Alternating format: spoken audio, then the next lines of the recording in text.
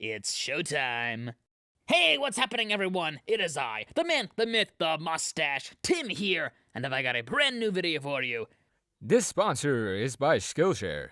With the services Skillshare provides, you can get access to many in-depth tutorial videos on basically anything you want to learn. Each class that they have is bound to help you with your creative endeavors. Do you want to learn how to make videos like this one?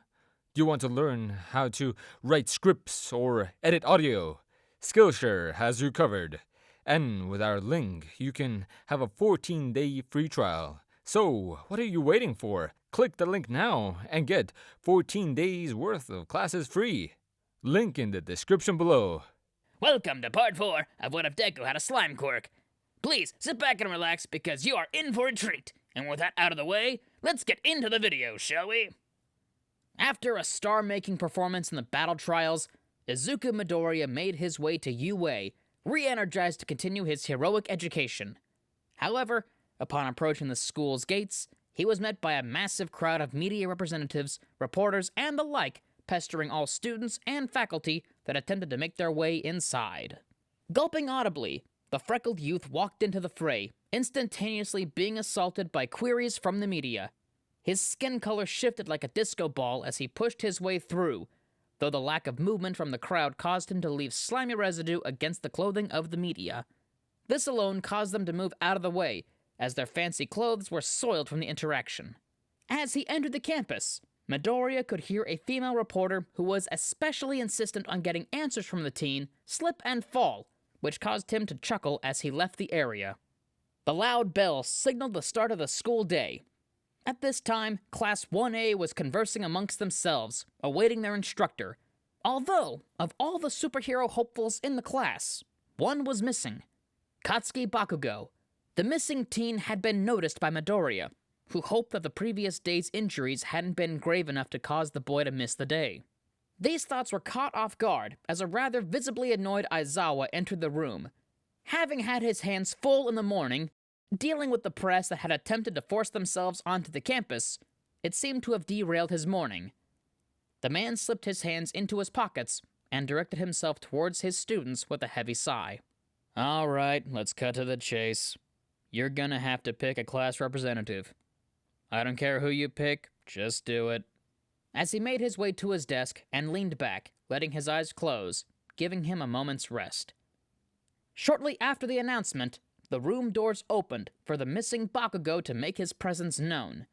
Cutting through the front of the class, he shot daggers towards his fellow heroes in training, his right arm nestled in a sling.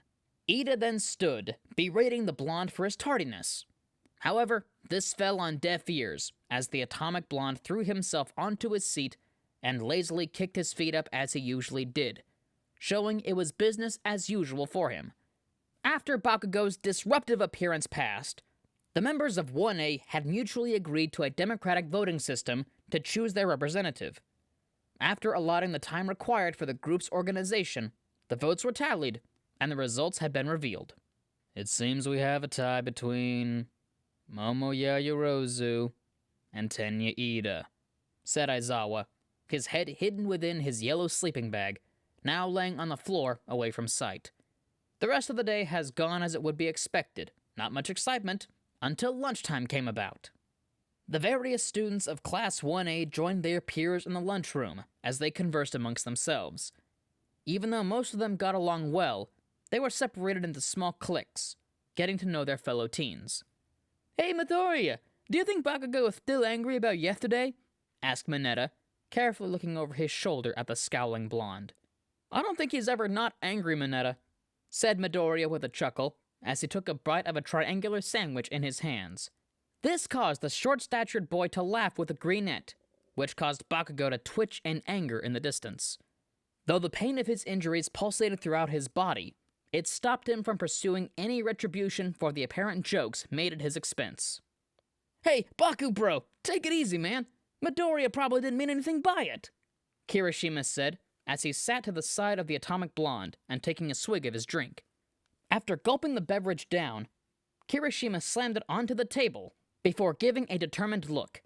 Next time, you and I will team up, Kirishima said, only to be met with a blank but still obviously annoyed face from Bakugo. Sweat rolled down the side of the boy's face, as the silence was followed by the blonde lifting his working hand and making an obscene gesture towards the hardening quirk user. The two teens began to bicker amongst themselves as Midoriya locked eyes with a pink-tinted girl on the bench across the mess hall. This girl was part of his homeroom class, though she was easily the most distinct. Hair and flesh the color of a cherry blossom, with eyes that one could only describe as alien. While attempting to swallow his food, he noticed the girl wink his way, which immediately caused him to turn red and choke on the chewed bread and luncheon meat. Gripping his throat, Midoriya stood, his skin turning blue, green, and back to normal in rapid succession. The entire time, the boy's esophagus was clogged. The dwarven boy at his side continued to ramble on about the girls in the school, his obscene comments going without response. "You gotta admit, Midoriya, you have S-rank babes, am I right?" asked Mineta, his cheeks rosy as his perverse thoughts pranced around his mind. Then, when low coughing could be heard, he turned to inquire about the lack of response. Noticing his friend's head now changed to the color purple, matching his own shade, he screamed in shock, alerting the rest of the teens in the vicinity. Some began to worry as others started to approach, though when the grape-haired boy attempted to slam his palms against the back of Midoriya, his clothing caved in as Midoriya turned to slime. The sudden splatter of cyan slime across the cafeteria brought an immediate silence to all in attendance. The gray uniform of the green-haired boy now draped across the table, along with a splatter of slime across the floor. Then, after a few awkward seconds of silence, the sound of someone throwing up in the distance caused everyone to retch in disgust, except for a specific few. "Hey, it's not that bad, ribbit," commented Asui, her face unimpressed by the commotion. The pink-skinned girl crossed her arms and sighed before chiming in with her comments. "So what? It's just a bit of slime. Not like I can hurt ya." The girl lifted her palms that now glistened with a viscous residue that overflowed to the ground, causing it to erode on touch. "Or maybe it can," she teased, giggling to herself. Asui rolled her eyes at the comment. The translucent cyan slime then reconstituted itself away from the uniform as Midoriya stood in his specialized hero costume, which he wore underneath his clothing. His head tilted downward as embarrassment overwhelmed him. His awkward nature, once again, caused him to give off a bad first impression. Or at least, that's what it seemed. "Yo, dude, I thought you were a goner," said Mineta as he yanked on Midoriya's pant leg, a slight tear in his eye. Midoriya's cheeks grew red as a tomato as he walked forward to retrieve his clothing and leave the room, only for his actions to be interrupted by a loud siren that sung throughout the school. Light flashed in the room as an emergency alert system was triggered. It seemed the grounds of UA had been infiltrated. The students quickly got to their feet, and the previous commotion due to the slime incident had ceased. And this new event had incited chaos amongst the teens. As he slowly turned his head, Midoriya was suddenly trampled by the sea of students that rapidly made their way through the doors of the mess hall to seek refuge. "Hey, you jerks! You can't just run someone over!" yelled Mineta, as he was promptly kicked over by the masses while attempting to chastise their wild behavior. Once the wave of students exited the room, Midoriya was seen, flattened on the floor like a pancake, as he had been during the entrance exams all those months ago. "Oh, great. This again?" gurgled the flattened puddle as a burst of familiar laughter erupted in the distance. It seemed that Bakugo's humor had returned. "Midoriya, are you all right?" Ida asked as he dashed rapidly onto the scene, having been shuffled away by the crowds too quickly to have assisted earlier. After he adjusted his glasses, Ida began to dramatically chop the air, rambling on about the non-heroic behavior of their peers to his immediate friend group.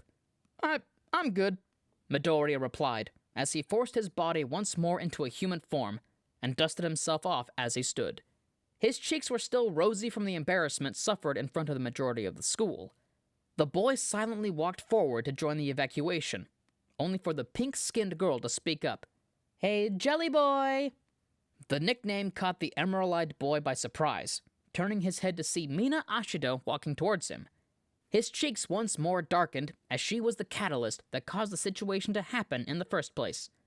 "Forget about all those losers. Just have fun with it. With quirks as weird as ours, It's bound to happen. The girl playfully punched the teen's shoulder, which jiggled like gelatin from the impact. Her words caused a slight smile to appear on his face, the blow to his ego being softened somehow. The protesting voice of Ida continued as the group followed the multitude out into the main hall. "This is unacceptable! We need to find a semblance of order!" he yelled as the students cluttered, blocking the singular pathway they needed to follow for escape. Then, with quick thinking, Ida came up with a plan. Using Uaraka in their class for a boost, being levitated by her quirk, Ida blasted the engines on his calves and began to spin in the air until he landed above a large entrance, holding his body for dear life. Before speaking, he looked out the window, only to see the crowds of media that were previously causing trouble in the morning had broken into the school. It seemed this was a false alarm. Taking a deep breath, the boy then whistled loudly, catching the attentions of the panicked students below. "Fellow students of UA, please, listen to me. Do not panic." His hand gripped tightly to metal piping that laid against the wall, his pose awkward and hilarious, causing some of the panic to be replaced by laughter. "This is no villain attack. It is just the media. See for yourselves. Out the window." The agitated youths then began to follow the instruction of the blue-haired boy, seeing that his words rang true. But fortunately, all that was outside were the press causing trouble as they always have. Nevertheless, the revelation caused many of the students to regret their previous actions quickly. The boy above them began chastising them for not behaving like the heroes they strove to be at their prestigious academy. After the dust settled and the press removed from the premises, it was time to investigate the break-in. The many school staff members, including their security team, began to look for clues around the gates. Aizawa knelt down near the gate, seeing one of the many mechanisms of the entrance having been disintegrated. His darkened eyes fixated on the ash that now ran through his fingertips, suspicions high. This couldn't be the work of the press. Who could have done this? Questioned the wild-haired man, as he began to analyze the situation and hoped no one dangerous had managed to sneak into the campus, as this would be disastrous. Later on, Class 1A had been reconvened to their homeroom, as a particular exercise had been set up for the rest of the day. Now, out of his yellow sleeping bag, Aizawa spoke up in front of the class. "We're going to be taking a trip to a special facility outside of campus for another training exercise." The lazy words of their teacher caused the students to smile and mutter in excitement. However, Aizawa continued providing instructions to the unruly teens. "Suit up. You can bring either your entire costumes or a mix and match of gear. It's up to you. You're the ones lugging it around." The entirety of Class 1A wore their hero costumes and proceeded outside to a white van that awaited them. Quickly taking leadership of directing the group, class representative Tenya Ida attempted to instruct his classmates to behave and enter the van with calm and order, which fell on deaf ears most of the time. The class divided evenly on both sides of the van. Bakugo specifically chose the one opposite Midoriya, glaring at him the entire time, his domino mask accentuating his furrowed brows. The first group began laughing at the ridiculousness of the earlier situation at school. Then they began to describe their quirks, which garnered the attention of the slimy teen. It seemed he wasn't the only boy with slime-like powers.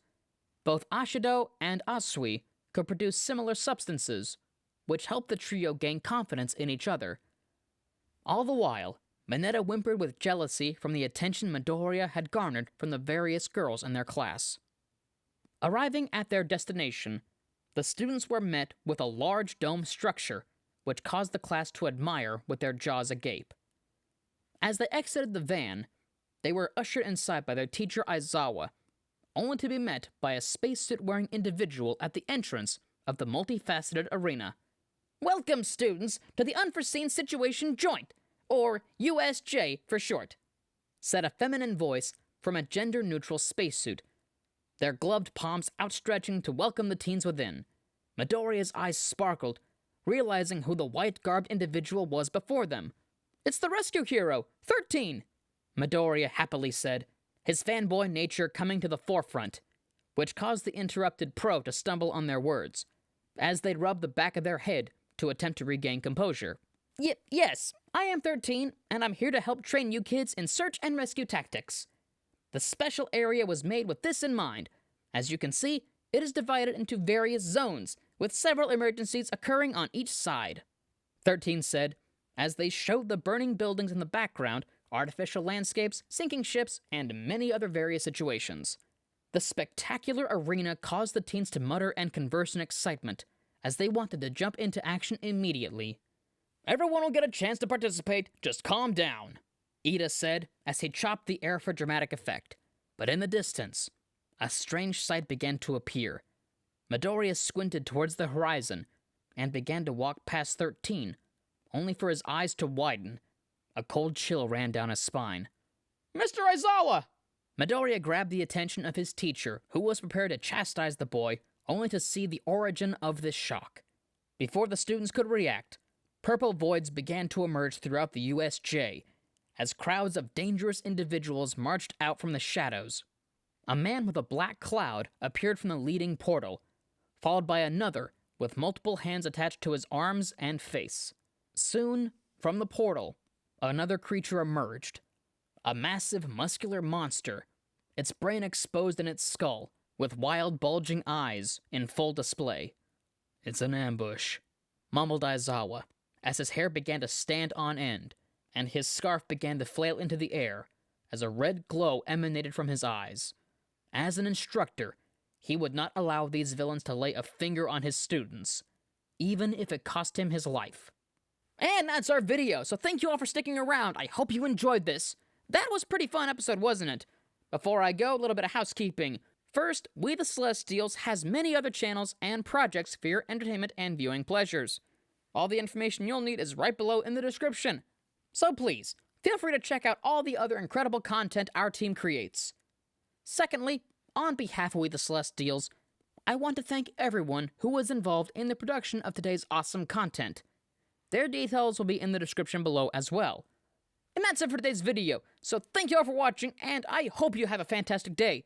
And as always, be kind to yourselves, be kind to others, and stay awesome! This has been Tim, Mustache out!